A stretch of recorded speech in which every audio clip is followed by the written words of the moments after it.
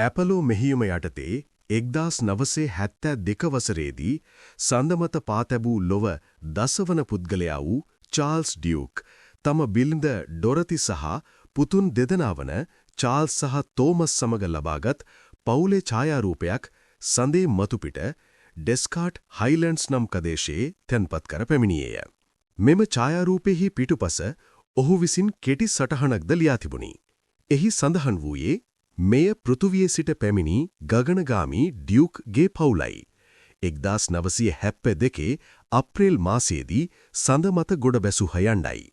තමන් සඳමත සිදු කළ මෙහෙයුම හුදෙක් විද්‍යාත්මක ගවේෂණයක් පමණක් නොව තම පවුලේ අයද තමන් සමග මනසින් එහි සිටි බව පෙන්වීමට ඔහුට අවශ්‍ය විය.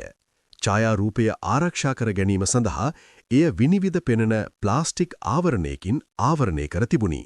චාල්ස් ඩියුක් සඳමත ඇවිද යන අතරතුර මෙය බිම තබා තම හැසල්බ්ලඩ් කැමරාවෙන් එම ඡායාරූපය සඳමත තිබෙන අයුරු දැක්වෙන තවත් ඡායාරූපයක් ලබා ගත්තේය.